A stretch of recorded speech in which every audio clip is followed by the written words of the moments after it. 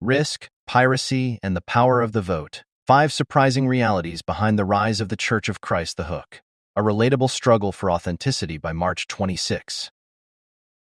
1830, the manifestation of a decade of visionary preparation sat on the ground floor of a Palmyra print shop. The finished books were tightly bound in brown calfskin, their spines gleaming with the words Book of Mormon in gold letters. To a visitor, the shop would have been filled with the heady, industrious scent of fresh leather, glue, paper, and ink. It looked like a polished professional success. But just months earlier, the project was a study in scrappy desperation. In the summer of 1829, Joseph Smith was a 23-year-old with a monumental task, virtually no capital and an increasingly hostile community. He was a poor farmer working land his family didn't even own, attempting to usher in a global movement from a small-town press. The transition from a suspicious golden book to a formalized church is not a story of easy triumph, but one of narrow escapes, financial gambles, and a calculated effort to establish legitimacy in a skeptical world. The $3,000 gamble. When faith meets foreclosure, the financial survival of the movement rested on a razor's edge. Egbert Grandin, the young printer in Palmyra, initially dismissed the project as a fraud and refused to participate. Even after relenting, his terms were cold and uncompromising. He required a $3,000 guarantee, a staggering sum in 9,829, to print 5,000 copies. The weight of this burden fell entirely on Martin Harris. Harris was a successful farmer, but the $3,000 meant mortgaging his life's work. As neighbors mocked him and his own wife disapproved, Harris wavered, paralyzed by the fear of losing everything.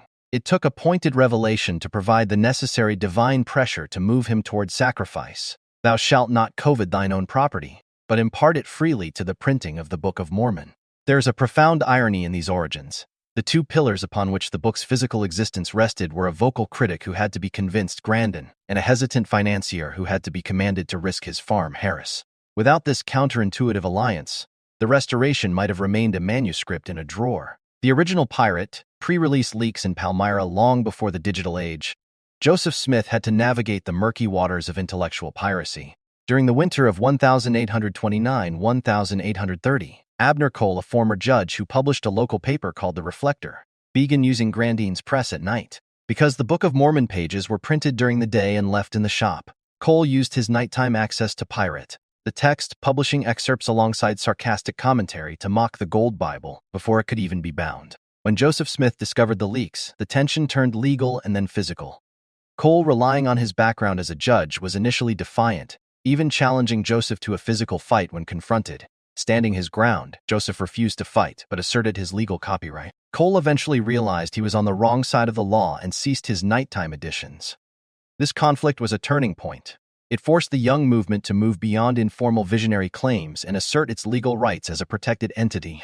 Viral before the internet, the power of the proof sheet, the gospel began to spread with viral speed months before the church was organized, carried not by bound books but by 16-page proof sheets, taken directly from the press.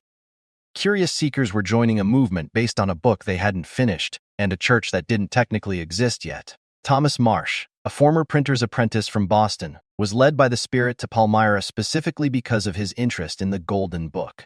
His background in printing made him a natural visitor to the shop, where he obtained the first 16 pages of the text. Similarly, a preacher named Solomon Chamberlain was allowed to study the manuscript and took 64 unbound pages with him to preach in Canada.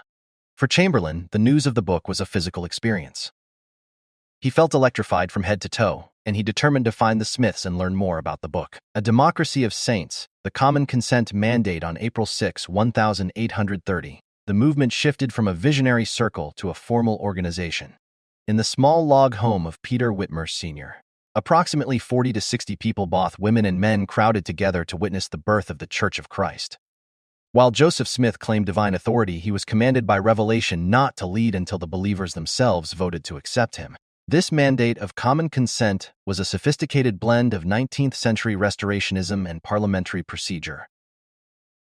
Modeling the meeting after the British House of Commons, the early saints utilized formal calls to order, the keeping of minutes, and sustaining votes. This wasn't merely for organization. It was a deliberate effort to ensure the infant church appeared legitimate and official to a public that valued democratic order over informal gatherings. During this foundational meeting, 3 specific actions solidified the community-sustaining leaders. The congregation voted unanimously to accept Joseph and Oliver as their teachers and spiritual advisors. Administering the sacrament, the group partook of bread and wine in a formal ordinance of remembrance. Laying on of hands, those previously baptized were confirmed as members and given the gift of the Holy Ghost.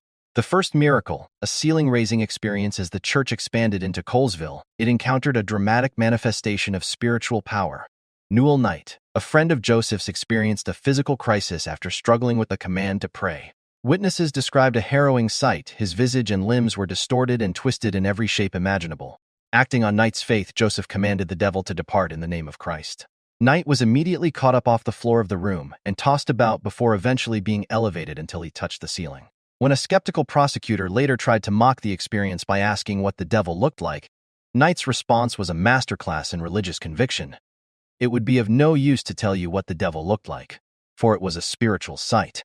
And spiritually discerned, this tangible display of the power of godliness served as a catalyst for growth, convincing many observers of the movement's divine authority despite the rise of local mob violence. Conclusion: from a log home to a sacred history, the events of 1830 represent the transition of a visionary experience into a formalized sacred history.